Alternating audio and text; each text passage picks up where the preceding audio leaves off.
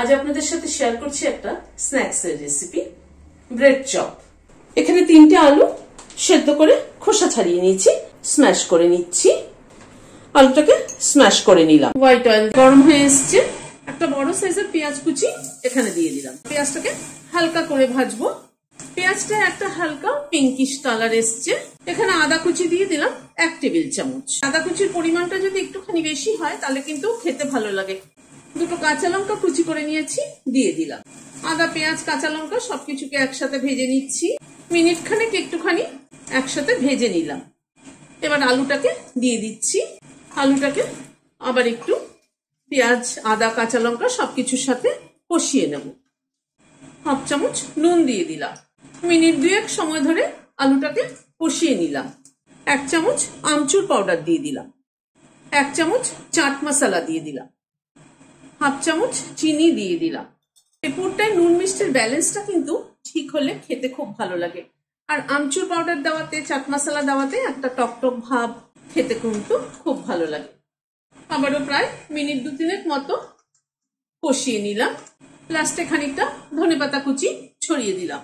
এবার গ্যাসের ফ্লেমটাকে বন্ধ করে দিলাম, দিয়ে এটাকে একটা বাটিতে তুলে নিচ্ছি। এখানে আমি কটা ব্রেড স্লাইস নিয়েছি, একটা বাটি নিয়েছি। এরকম বাটিটা দিয়ে ব্রেডটাকে কেটে নিচ্ছি। এইভাবে ব্রেডগুলোকে কেটে নিচ্ছি। এবার 1 পিস ব্রেড নিলাম, টমেটো কেচাপ লাগিয়ে নিচ্ছি। তারপরে খানিকটা আলুর পুর দিয়ে দিচ্ছি। ছড়িয়ে চারদিকে একটু পুরটা লাগিয়ে নিতে হবে। পুরের পরিমাণটা একটু বেশি হলে খেতে বেশি ভালো লাগবে। আরেকটা পিস ব্রেডের মধ্যে কাসুন্দি লাগিয়ে নিচ্ছি। এইভাবে চেপে দিচ্ছি। ময়দা নিচ্ছি 3 চামচ। অল্প অল্প জল দিয়ে একটা ব্যাটার তৈরি করে নিচ্ছি। ময়দাটার একটা ব্যাটার তৈরি করে নিলাম। এরকম কনসিস্টেন্সির একটা ব্যাটার তৈরি করলাম। এখানে খানিকটা ব্রেড ক্রাম্বস নিয়েছি, একটা নিয়ে ডুবিয়ে দিচ্ছি। ব্রেড ক্রাম্বস দিয়ে দিচ্ছি, ব্রেড ক্রাম্বস লাগিয়ে নিচ্ছি। এইভাবে তৈরি করে নিচ্ছি।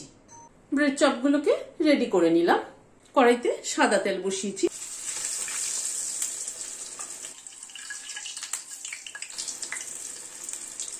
উল্টে পাল্টে 2টো দিকে লাল করে ভেজে নিচ্ছি। এবার তুলে নিচ্ছি।